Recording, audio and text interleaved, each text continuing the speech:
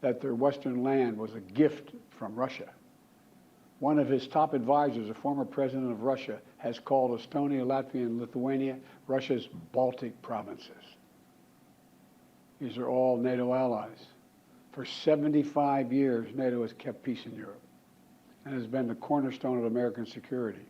And if Putin attacks a NATO ally, we will defend every inch of NATO which the treaty requires and calls for. We'll have something that we do not seek. Make it clear, we do not seek. We do not seek to have American troops fighting in Russia or fighting against Russia. Beyond Europe, we know that our allies, and maybe most importantly our adversaries and competitors, are watching. They're watching our response in Ukraine as well. And if we walk away and let Putin erase Ukraine's independence, would-be aggressors around the world would be emboldened to try the same. The risk of conflict and chaos could spread in other parts of the world, in the Indo-Pacific, in the Middle East, especially in the Middle East.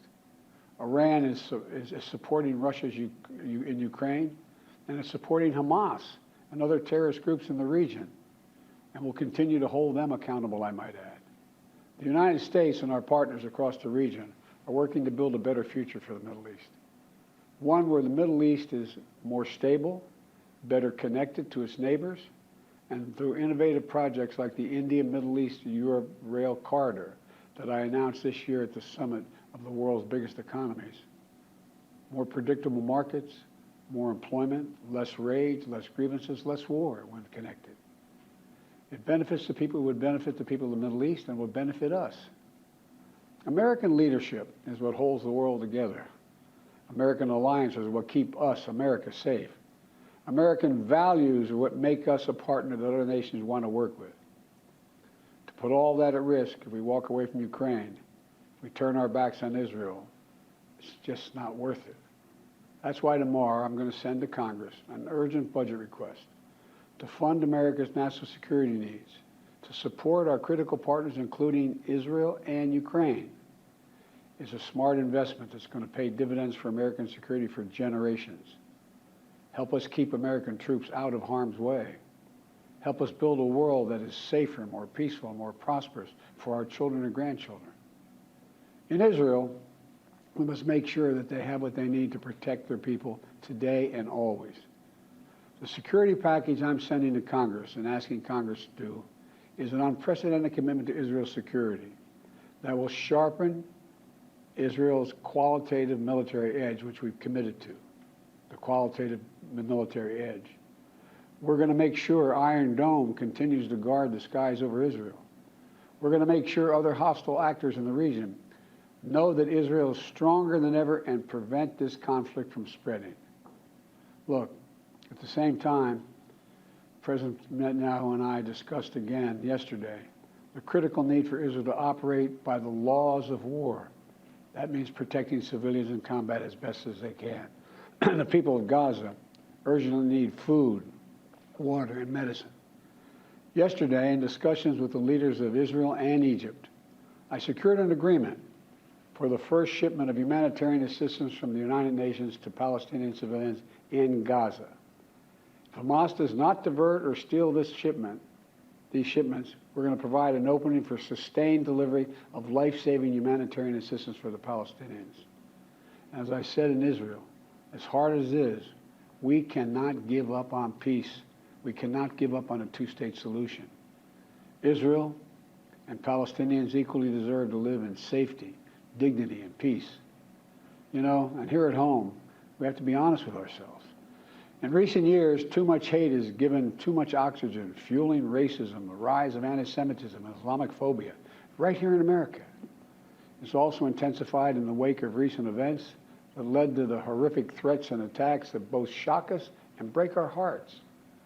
On October 7th, terror attacks have triggered deep scars and terrible memories in the Jewish community. Today, Jewish families worried about being targeted in school, wearing symbols of their faith walking down the street, or going out about their daily lives. You know, and I know many of you in the Muslim American community, the Arab American community, the Palestinian American community, and so many others are outraged and hurting, saying to yourselves, here we go again. with Islamophobia and distrust we saw after 9/11. Just last week, a mother was brutally stabbed. A little boy, here in the United States, a little boy who just turned 6 years old was murdered in their home outside of Chicago. His name was Wadiha, a proud American, a proud Palestinian-American family. We can't stand by and stand silent when this happens. We must, without equivocation, denounce anti-Semitism. We must also, without equivocation, denounce Islamophobia. And to all you hurting, those of you hurting, I want you to know I see you. You belong. And I want to say this to you. You're all America. You're all America. This is in a moment, in moments like these, when fear and suspicion, anger and rage run hard, that we have to work harder than ever to hold on to the values that make us who we are. We're a nation of religious freedom, freedom of expression. We all have a right to debate and disagree without fear of being targeted in schools or workplaces or in our communities. We must renounce violence and vitriol. See each other not as enemies, but as fellow Americans. When I was in Israel yesterday, I said that when America experienced the hell of 9/11, we felt enraged as well. While we sought and got justice, we made mistakes. So I cautioned the government of Israel not to be blinded by rage. And here in America, let us not forget who we are. We reject all forms of hate, whether against Muslims, Jews, or anyone. That's what great nations do, and we are a great nation. On Ukraine, I'm asking Congress to make sure we can continue to send Ukraine the weapons they need to defend themselves and their country without interruption, so Ukraine can stop Putin's brutality in Ukraine. They are succeeding. When Putin invaded Ukraine, he thought he would take Kyiv and all of Ukraine in a matter of days. Well, over a year later, Putin has failed, and he continues to fail. Kyiv still stands because of the bravery of the Ukrainian people.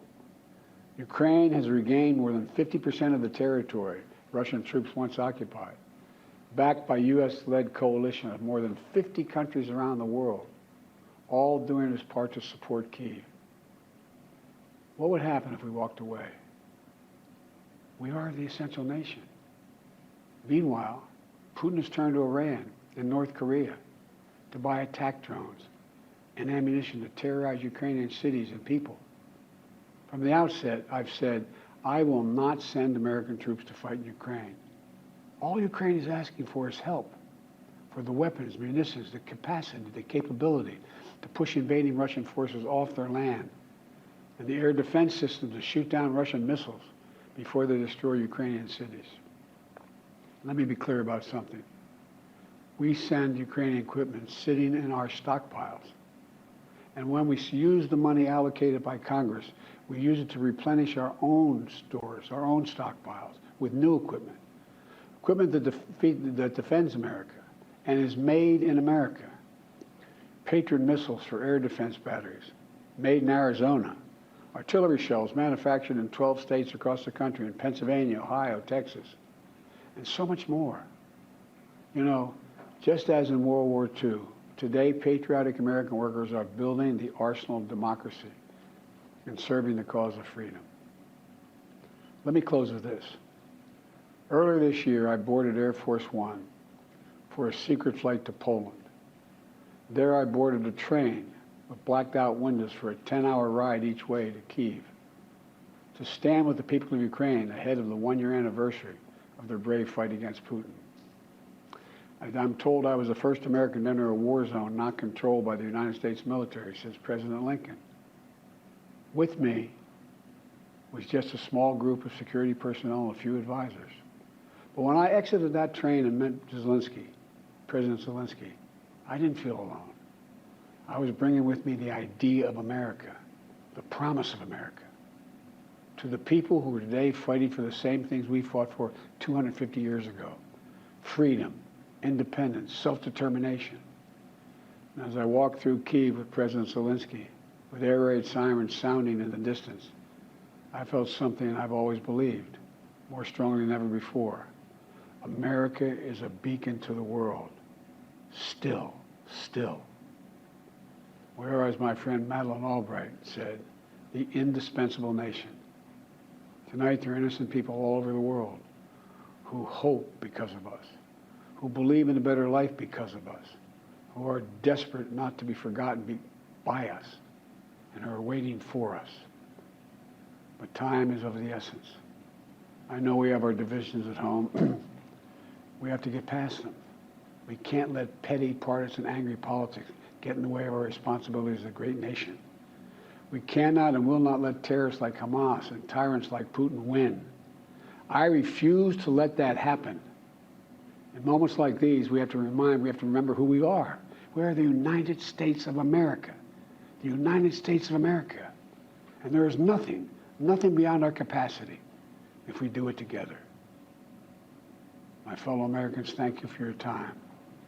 May God bless you all, and may God protect our troops.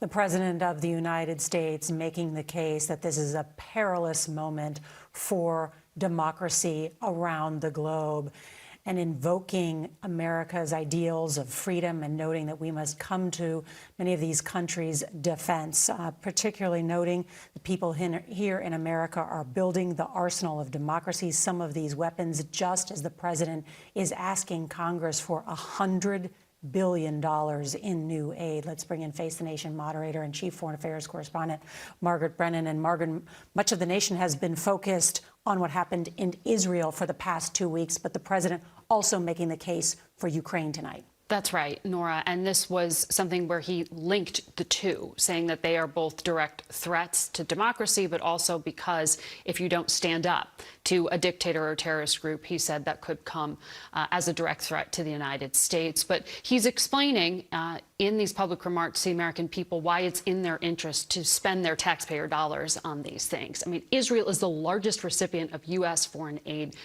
cumulatively since World War II, $150 billion.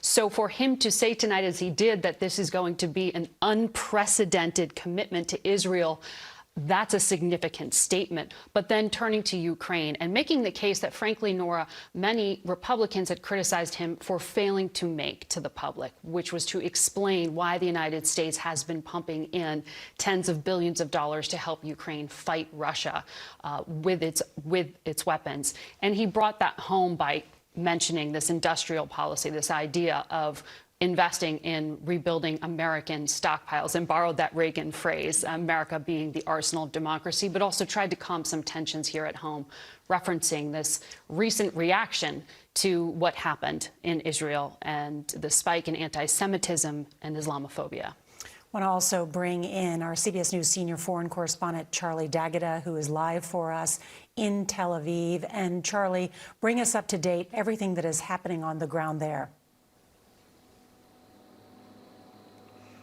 Yeah, well, you know, they would have been watching very closely here in Tel Aviv, in Jerusalem, Tehran, because of what's happened in the past sort of 24 hours since President Biden was here. The Israeli forces are gearing up for what we believe is going to be a ground offensive. The Israeli defense minister saying to his troops that you are now going to see Gaza from the inside. We went there ourselves to watch Israeli forces training for what's about to come. And there's a sense here that Israeli forces are gearing up for some kind of ground incursion. At the same time, there's been outrage, partly what's happened at the hospital in Gaza and the explanations and controversy. It's gone both ways. Regardless, the Israelis are saying that this is a Islamic Jihad that was responsible for the explosion at the hospital. But that's to one side, because what it has done is inflamed the entire region. There have been demonstrations in Egypt. There's been demonstrations in Jordan around these areas. So as the Israelis are gearing up for what will be an offensive in the past week and a half after the terrible massacres that happened here, it has inflamed the entire region, and one that has already involved the United States. Charlie D'Agata, thank you. One other thing the president noting tonight is he has been pushing to get that humanitarian aid into Gaza, getting an agreement from the Egyptian president, and yet still that aid is sitting at the gate, not yet inside. Want to bring in CBS News senior White House correspondent Weijia Jiang. She is at the White House. The president making this request for $100 billion to help U.S. allies abroad, also for U.S. border security. And yet, Weijia, how likely is it that this will get through Congress anytime soon with no leader in the House?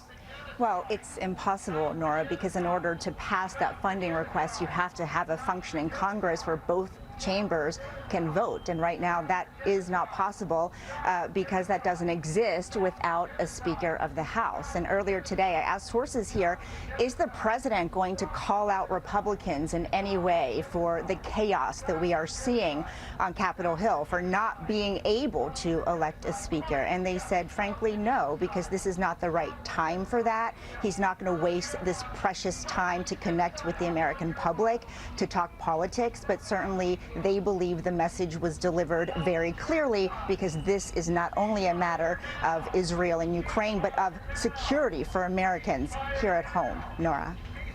Weijia Jiang at the White House, where you can hear some of the protests outside there. The president making the case today that it is American leadership that holds the world together, and he will need the support of Congress in order to continue that funding. Our coverage will continue on CBS News streaming, your local news, and for some of you tonight on the CBS Evening News. And CBS News will have a prime time special, Israel, Hamas, the world on edge. That's tomorrow night at 10 p.m. This has been a CBS News special report. I'm Nora O'Donnell in Washington.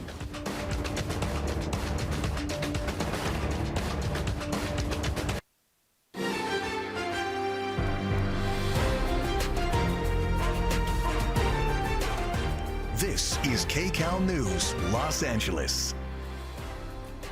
Welcome to KCAL News at 5 on CBS Los Angeles, and thank you for joining us. I'm Pat Harvey. And I'm Chauncey Glover, and we start here with breaking news out of West Hollywood. A suspect